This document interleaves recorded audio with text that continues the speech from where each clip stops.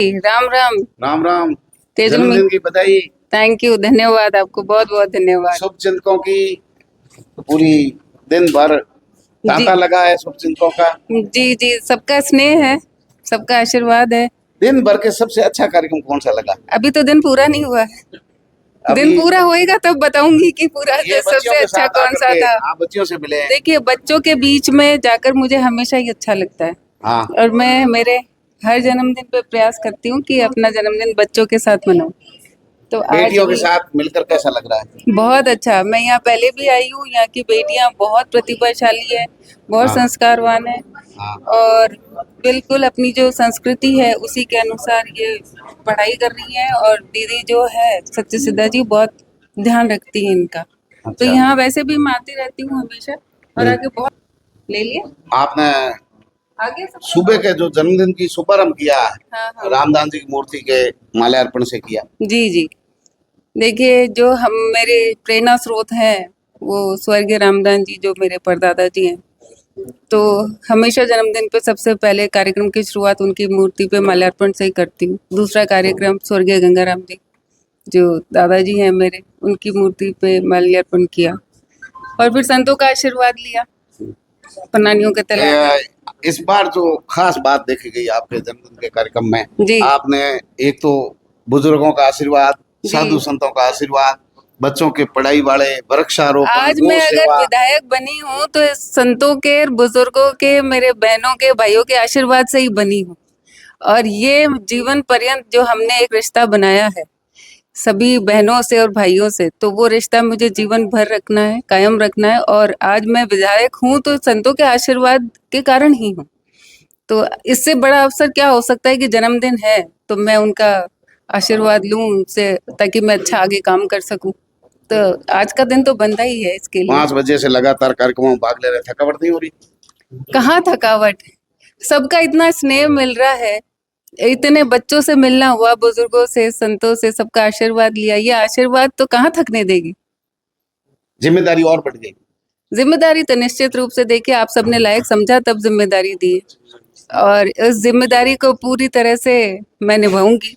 आप सबका स्नेह और आशीर्वाद रहा, बुजुर्गों का आशीर्वाद रहा और संतों का आशीर्वाद रहा, तो निश्चित रूप से बड़े अच्छे से हम इस जिम्मेदारी को निभाएंगे। एक जनता का सवाल है, नहीं पूछना चाहिए आज कि आज आम तो जनता मत ही की, पूछो। आम जनता के काम तो हो ही रहे हैं। आज तो मत अब ही बेटियों पूछो। की सुरक्षा की गारंटी है क्योंकि विधायक महिला है। देखिए, ये बहुत बड़ी समस्या है, क्योंकि केवल राजस्थान नहीं, पूरे हिंदुस्तान के अंदर आज के दिन जो महिलाओं की स्थिति है बहुत ही चिंताजनक है और बहुत अफसोस है। लेकिन मैं कहूंगी कि सरकारें कोई भी हो अपना काम करती हैं, लेकिन हमें अपने समाज में रहते हुए, अपने अपने समाज में रहते हुए अपनी जो सामाजिक दायित्व है वो निर्वहन करना चाहिए। हम केवल बेटियों को शिक्षा देते हैं, हमें बेटों को भी सिखाना चाहिए कि तुम्हें कैसा व्यवहार करना बेटियों चाहिए। के साथ, बहनों के साथ। बिल्कुल, तो बेटियों का सम्मान करना बेटों को भी सिखाना चाहिए। और सरकार निरंतर कोई भी हो अपना प्रयास करती है। और निश्चित रूप से अगर इसमें जो भी प्रयास मुझे करने हैं उसमें तो पूछने की बात ही नहीं है। अभी जो आदरणीय मुख्यमंत्री भजनलाल जी की सरकार है, उन्होंने बहुत सारे प्रयास किए भी हैं। एंटी रोमियो स्क्वाड भी बनाया है, महिलाओं की सुरक्षा की चिंता उन्होंने की है।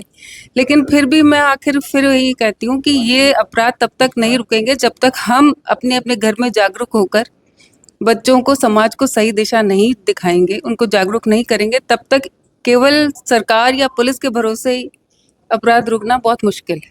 बहुत बहुत बधाई जन्मदिन की पूरी जनता की धन्यवाद, ओर से आपको। थैंक यू, सभी को धन्यवाद। साध्वी जी, आज एमएलए जो बाड़मेर के हैं डॉक्टर प्रियंका चौधरी जी आश्रम पधारे हैं, क्या अनुभव हो रहा आपको? महिला शक्ति है। वैसे तो हमारे पूरे भारतवर्ष में कहा जाता है कि यत्र नार्यस्तु पूज्यन्ते रमन्ते तत्र देवता। जहाँ पर नारी शक्ति का सम्मान होता है, जहाँ पर बेटियों का सम्मान होता है, जहाँ पर जिस परिवार की माँ, बेटी और स्त्री प्रसन्न रहती है, वहाँ देखा जाता है कि उस घर में माँ भगवती अष्ट सिद्धियाँ और नौ निधियों के रूप में विराजमान होती हैं। पर ये हमारे बाड़मेर का सौभाग्य है कि यदि कोई नारी शक्ति ने अपना संघर्षपूर्ण जीवन जीकर और इस लक्ष्य को प्राप्त किया है, बहुत बड़ी जिम्मेवारियां हैं, बहुत बड़ा कार्य है और पूर्णतया समाज के लिए अपना जीवन दिया है, तो ये तो आदरणीय प्रियंका जी को जन्म दिवस की ढेर सारी शुभकामनाएं, बधाई। और उनसे यही अपेक्षा है कि बेटियां, क्योंकि जो बेटियां होती हैं, मेरे गुरुदेव है पूज्य दीदी माँ, वो अक्सर कहती हैं कि ओस की बूंद सी होती हैं बेटियां, जरा सा दर्द हो तो रोती हैं बेटियां।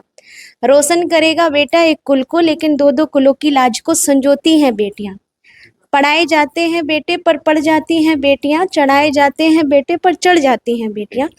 तो बेटियां कोई किसी से कम नहीं होती। यदि हम देखें अपनी प्राचीन संस्कृति और अपनी भारतीय संस्कृति का एक बार हम निरीक्षण भी करेंगे, तो हम पाएंगे कि भारत यदि जगत गुरु था, तो वह नारी जो देवियां थी हमारी, वो सशक्त थी, वो विदुषी थी, वो लाचार नहीं थी, वो दीनहीन नहीं थी, उनको पैर की जूती नहीं माना जाता था। देवियों को हमेशा सिर पर बैठाला गया, क्योंकि अगर देवियां नहीं थी तो देवता भी श्रीहीन हो गए थे। तो देवियों को प्राप्त करने के लिए, साक्षात लक्ष्मी को प्राप्त करने के लिए ही समुद्र मंथन की प्रक्रिया हुई थी। और जब समुद्र मंथन से 14 रत्न निकलते हैं और फिर साक्षात माँ लक्ष्मी निकलती हैं, तो सारे देव पुनः श्रीवान हो जाते हैं। और पुनः फिर वही देवी, यदि भगवान भोलेनाथ को सारा संसार पूजता है, यदि माँ को नहीं पूजता, तो माँ अन्नपूर्णा के बिना भगवान भोलेनाथ भी अधूरे ही हैं। तो मैं समझती हूँ कि यह पूरी सृष्टि, इस पूरी प्रकृति में यदि कोई शक्ति संचारित है, तो वह साक्षात माँ भगवती भद्रकाली जगदम्बा की है।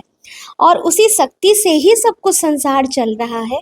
तो ये तो बहुत सुंदर बात है कि हमारी बाड़मेर की जो भी बागडोर है, वो एक तेजस्वी नारी के हाथों में है।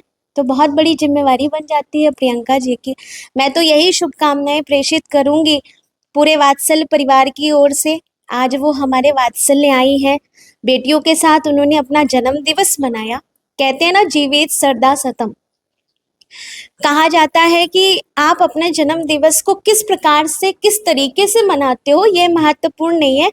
आप अपने जन्म दिवस को, यदि आप शुभ कामनाएं लेते हो लोगों से, यदि आप आशीर्वाद लेते हो, तो आज तो मुझे बहुत सुंदर लगा कि हमारी जो विधायिका हैं, उन्होंने अपना प्रारंभ ही संतों के चरणों से किया और विश्राम भी संतों के चरणों से किया। प्रारंभ प्रभु श्री राम की मूर्ति से किया और विश्राम भी माँ प्रभु श्री राम के मंदिर से ही विश्राम किया। तो ये बहुत सुंदर बात है। तो मैं तो प्रियंका जी को बहुत बहुत बधाई देती हूँ। वो पूरे, क्योंकि उनके हाथ में, उनके कंधे पर बेटियों की सुरक्षा की बहुत बड़ी जिम्मेवारी है, जो कि वो एक खुद किसी की बेटी हैं और बेटी होने के नाते वह इस चीज़ को बखूबी जानती हैं और भविष्य में अपनी जिम्मेदारियों को निर्वहन भी करेंगी। सभी संतों का आशीर्वाद है और पूज्य दीदी माँ का आशीर्वाद आप पर बना रहे। और जो वात्सल्य है, वात्सल्य एक ऐसी धारा है जिसको पूरे विश्व में परम पूज्य दीदी माँ साध्वी ऋतंबरा जी ने प्रवाहित किया। वात्सल्य अपने आप में एक अद्भुत संस्था है, जहाँ पर अनाथालय से आया हुआ बेटा, नारी निकेतन से आई हुई महिला और वृद्धाश्रम से आई हुई बूढ़ी माँ, तीनों को एक आपस में रक्त संबंध नहीं है, लेकिन भाव संबंध से जोड़ दिया गया। और भाव संबंधों का ही एक गांव है जो है वात्सल्य। तो अपने आप में बहुत अद्भुत है। तो आप सभी वात्सल्य आए, उसके लिए आप सबको बहुत बहुत धन्यवाद, साधुवाद। और सभी से एक निवेदन करना चाहूँगी कि आप सभी वात्सल्य सेवा केंद्र से जरूर जुड़ें, क्योंकि यहाँ पे जो 50 बेटियाँ हैं जो अध्ययनरत हैं, संस्कार ले रही हैं और बहुत सुंदर संस्कार लेकर वह अपने भविष्य को संभाल रही हैं। तो सभी से निवेदन है, वात्सल्य सेवा केंद्र, जब भी आपका जन्म दिवस हो या कुछ भी विशेष उत्सव है, आप आइए, आपका स्वागत है, हमारे साथ मनाइए।